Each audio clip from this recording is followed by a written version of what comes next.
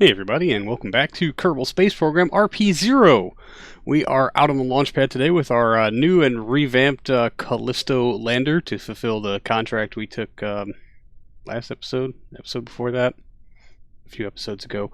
Anyway, and this is also the maiden actual flight of the DN6 Delta with the redone wide boy upper stage and the SRBs to help us get off the pad. And we are going Jupiter direct for this Callisto lander with a lot more Delta V than hopefully we need to accomplish this for a change. So let's get this show on the road. SAS is on, throttle is set to full, ignition sequence start. Let those spool for a second or two. Looking good. Clamps off, SRB's lit. And we have liftoff.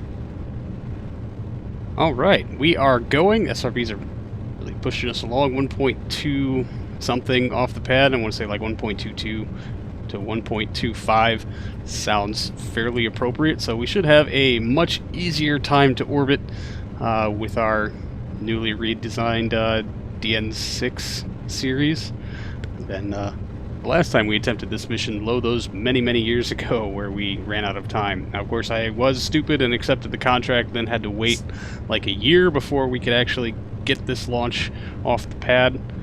Not the best planning on my part, but hopefully we'll just throw a whole lot of Delta V at the problem and see what works.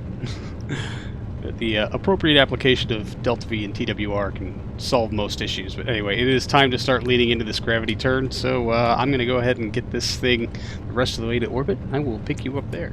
It's DN6 Delta working flawlessly so far, and actually being an absolute pleasure to fly. That extra little oomph off the pad from those twin STS saddle rocket motors being very useful, and actually I think they're going to be a great benefit to our, I don't know, maximizing the capacity of this vehicle, whereas before we had all this extra Delta V left in the core stage after getting heavy things to orbit, but we couldn't really, I don't know, pack more weight or anything like that, because then we wouldn't be able to get off the pad. So like the actual capacity of the lifter would be a whole lot higher if we could actually get it up and get it moving. But you saw SR BSEP go pretty flawlessly as we continue to lean into this gravity turn. I actually think I did a pretty good job on this one, which I don't know, it's the benefit of having a solid TWR all the way through your launch profile is that you can really just kind of lean into it and go, and rest on that excess of power at your disposal to just kind of, I don't know, brute force your way into wherever it is that you want to be. Of course, that kind of equation does change when we come up on booster step, which should be happening here momentarily. There they go, off and away. And there's fairing step, revealing our very tiny but dense payload. We are very much under our 2-orbit capacity here because, well, we want to transfer all the way out to Jupiter direct. So we could definitely pack more tonnage on it, but it's just how much tonnage can we sling that far on our new Delta upper stage, which can very securely attach very wide things, but looks rather awkward the entire time. Certainly less awkward than very wide payloads on a very narrow base. So I don't know. Memories of the DN5 flying things that were way too large for its very skinny early model B upper stage. So at least we've got that going for us. We are improving. Although, yeah, the extra tonnage from that fairing base does require us using the upgraded B upper stage, but, well, we're going to hit orbit, so here's old me. All right, there it is, 295 by 161. Not terrible. Still had a kilometer per second left in the core stage. Actually, I think we should probably shorten that up, maybe just get rid of this top tank here. Not that it really matters. All right, let's stage it off and get our course plotted. And there is the fantastic Delta upper stage in all of its wide boy glory. Yeah, it's not funny when you... Oh, KSP, no. Thank God. Those extended garbage collections always make me super, super nervous. We'll just kick these on. All right, and we can get rid of Rendezvous Planner, although I do think the moon might be in a position where it's going to interfere with stuff. I'm hoping not, but we'll find out. Set as target. Maneuver Planner. Let it do its calculations. Blink, there we go. Wow, ASAP 6.84. And in 1 year, we can get it down to 6.416. Yeah, create node. Yeah, it takes us a little out of range, but estimated time in 35 minutes. Okay, so moon probably won't be an issue because we'll be like a third of an orbit around. Whereas if we had to go now, or if it was in like an hour, it might look a little strange. We'll need to stage in the HG3. Do not forget to stage in the HG3 crash.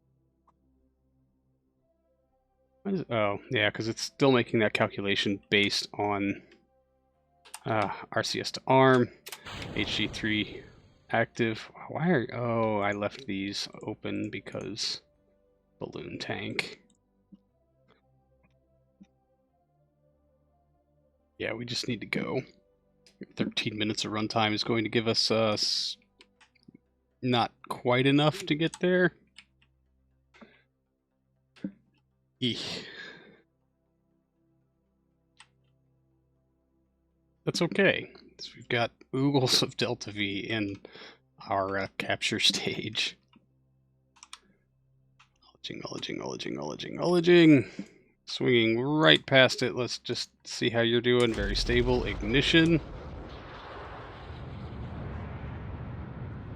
And let's look at the maneuver node, please.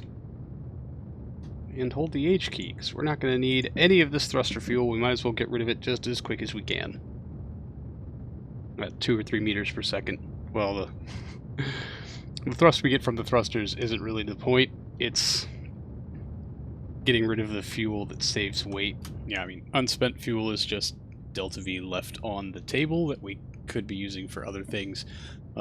Just to make sure we're carrying the maximum amount with us, we'll try to top back off our transfer stage from our thruster pods before engaging the physics warp and just kind of leaning into it for, I don't know, the measurable part of this burn. And yeah, the single engine on this thing just looks weird for such a wide, flat stage. Yeah, I'm sitting here wondering how I think the internals of this would look, and it's... Yeah, I don't know. I don't think it's like a... I don't know. The engineers that were forced to build this thing are very disgruntled and unhappy with their lives because this there's no way to have good functional tanks inside of a fairing of this size. I mean, one big liquid hydrogen tank in the center, a bunch of smaller... Anyway, it doesn't matter now. It's like getting smaller, roundier tanks around the outside, filling up where the near circular liquid hydrogen tank would go, the bottom of which is just exposed. Not that it matters much. We have jettisoned the Delta upper stage, and we are now burning our experimental lander engine, being used for things not a lander once again. And we have our encounter with Jupiter. So now it is time to just make sure we're coming in on the correct side and to try to dial this in. And of course, our ascending descending nodes are just way off. We're going to come in quite polar, and it doesn't look like while we're in Earth's SOI is a very good place to adjust for this. So, you know, par for the course. We're going to come in very badly. The good news is we do have an ascending node way out in our initial intercept of Jupiter, so we can adjust it early on before we make our burn into, or our capture burn, I should say, around Jupiter. We're just going to try to get that lined up best we can, and yeah, that puts it just outside Jupiter's SOI, which is actually a little better for us, and for probably right around 200 meters per second, I think we can flatten out that curve. But we're going to move swiftly along to our Venus resupply pod, This is one of our Lima pods carrying kerosene and liquid oxygen to the crew at Ostrich Station, which, after having plotted their return home node, it seems they might be a little light on fuel because we burned up one of these in the atmosphere at our initial resupply run, and thanks to a connectivity error and bad planning. Really, it's bad planning. This only has the batteries from the 2 cores that are kind of tucked beneath the docking port, and they lack the battery staying power to pull in all the solar panels during our approach. So 2 of the panels have been left open as a sacrificial vessel to the angry Venetian gods of atmospheric heating to be torn away just as quickly as we could. But we have the other 2, and Flight Computer has been programmed to deploy them soon. Yeah, there's our 2 cores. And I went ahead and got us some science while we were here, while cutting through the atmosphere, thinking, hey, awesome, we can give the scientists there at the lab something interesting to do while we're coming through. Aero capture went smoothly. We're a little lower than I'd like, considering our rather extreme inclination difference with Ostrich Station.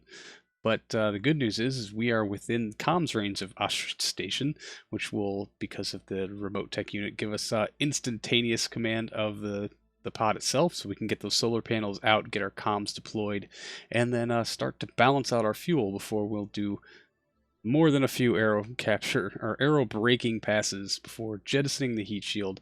And making a very, very, very expensive inclination change. And now, with a mere 21 meters per second remaining in the tanks, we will start to make our approach to Ostrich Station.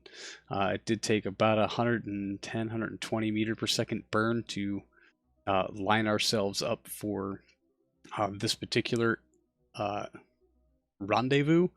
But the difference being only 5 point something meters per second makes me very, very nervous. We do have a little bit of reserve fuel tucked away nicely. We will be getting around to unlocking that soon enough. But for the time being, I'm not sure we're going to have enough fuel to do this docking, and have thus planned on using one of the emptier life support pods as a emergency fuel tank to bring some of this much needed kerosene and liquid oxygen to the station. But of course, right away I screw it up and overshoot. So we've unlocked our remaining reserve fuel, bringing us up to a grandiose 32, 33 meters per second.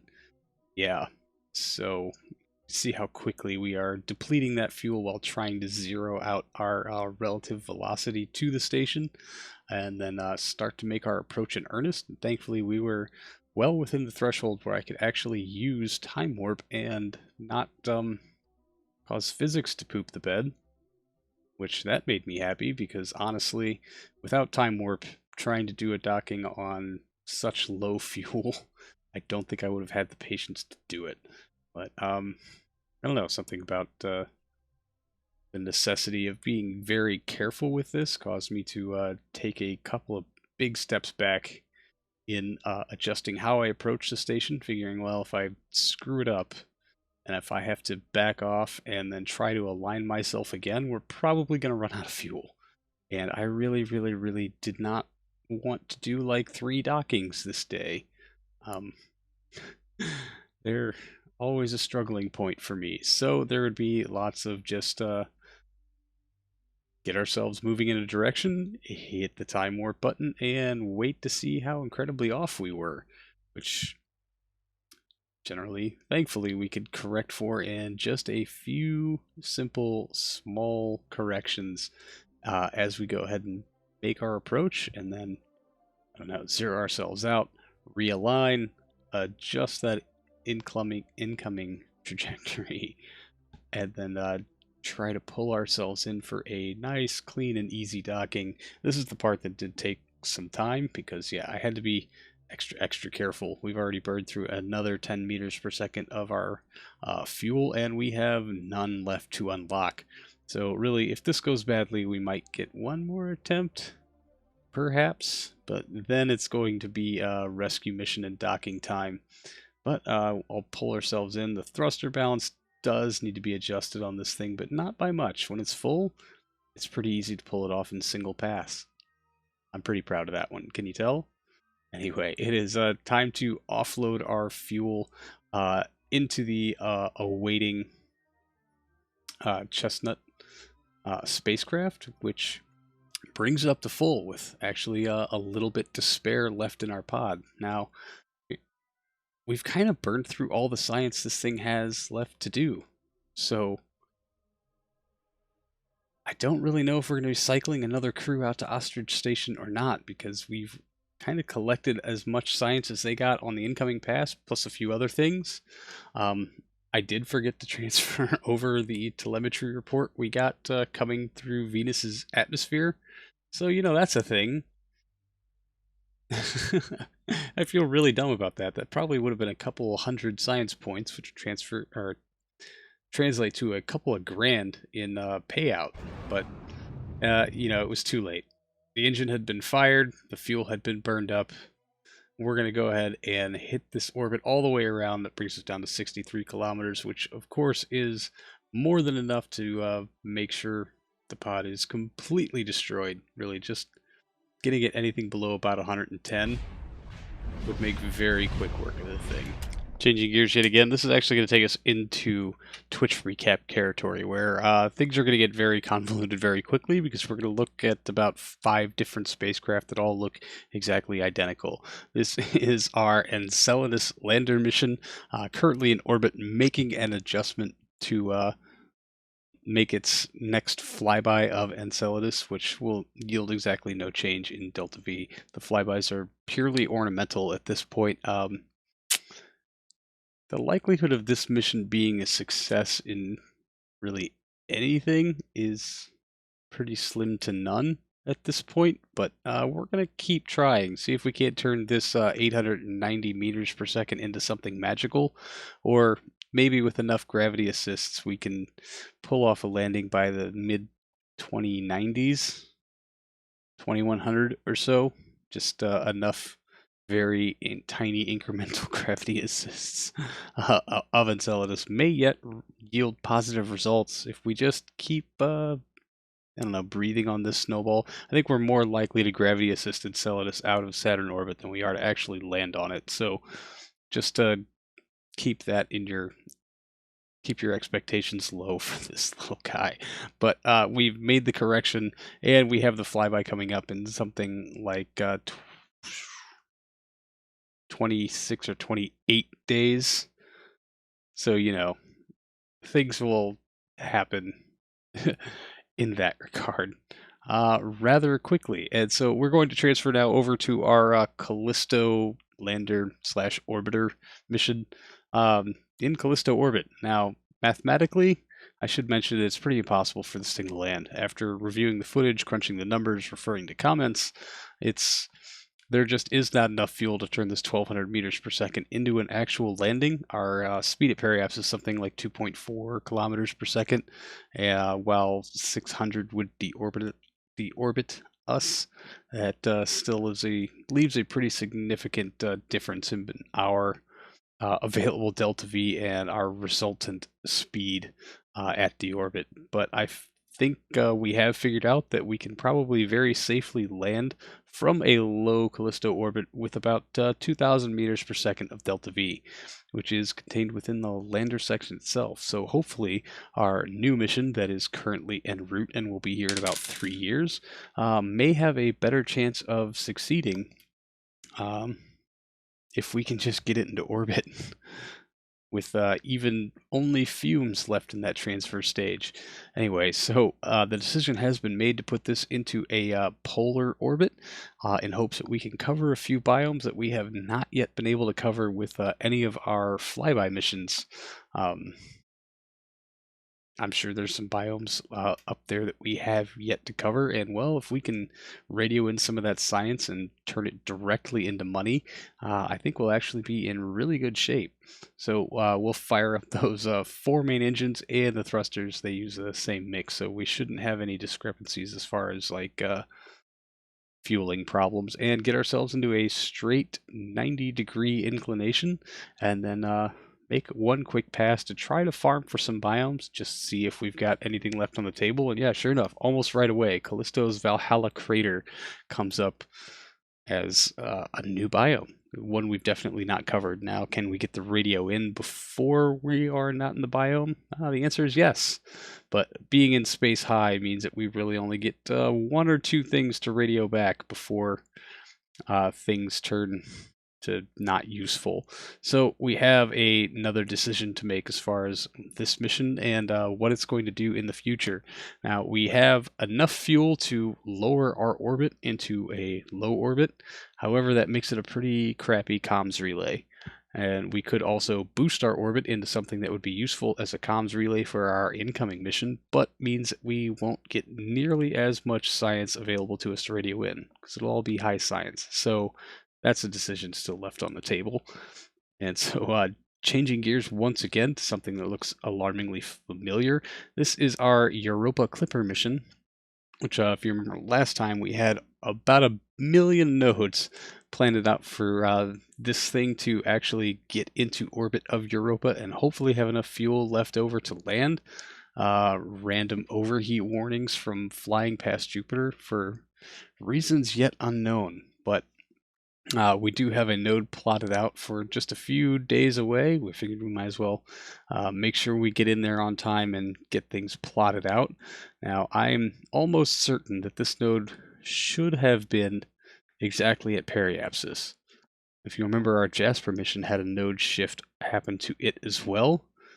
So I'm wondering if there's just something funky going on with nodes placed around Jupiter that makes things a little wonky, or if things are just getting shifted around because KSP RSS RP-0 was not designed to be run for 4 years under any circumstances. So, that's a thing. So we are plotting our flyby of Callisto that we plan on using to gravity assist a few times at least to try to boost our orbit up to encounter Europa, and then use that to burn into a Europa orbit. Now, we've already mucked up that plan, well, pretty badly. So if we plot this orbit here and give it enough delta V to boost our orbit up to Europa, well, initially we can get this tangential encounter, which really doesn't do us a whole lot of good. I mean, like, at all, really, because of our resultant speed at this flyby. We gain next to nothing by doing this, which makes me really, really sad, because it is kind of a cool flyby, but the delta V to capture is something like 10 kilometers per second, which is absolutely absurd and way, way out of our budget. We got 3.1 left in the tanks, so that's a thing.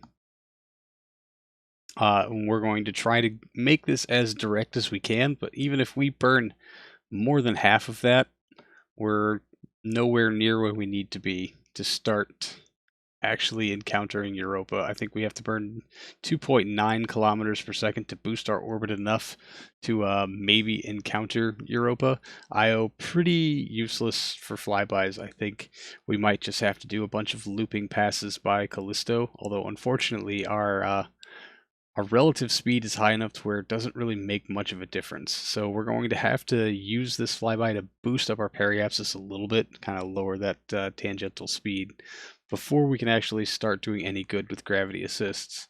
Now, we're changing gears again. We're going back to our Enceladus mission, which is almost ready to make its flyby of Enceladus, which will result in absolutely no change to our relative velocity at all, and KSP will be absolutely abhorrent about letting me plot a node for literally anything. So we're just kind of winging it, although we are going to try to use what little fuel we have when we have it at the periapsis of Enceladus to try to lower our orbit just a little bit incrementally here and there, just to see if we can maybe pull something out. But it looks like, I mean, the difference between orbit and not orbit is infinitesimally small, and that orbit is really, really, really, really tight. But it's 4.6 kilometers per second to capture. Of course, we've got less than a kilometer per second left in the tanks. So yeah, that's a thing. But it doesn't mean we're not going to try. Certainly, we have to try.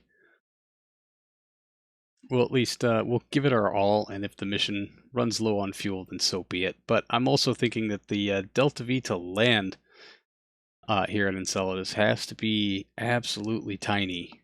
So maybe, considering we still have 2.4 kilometers per second in the lander itself, or 2.2 kilometers per second, maybe we'll actually be in better shape than I think we will.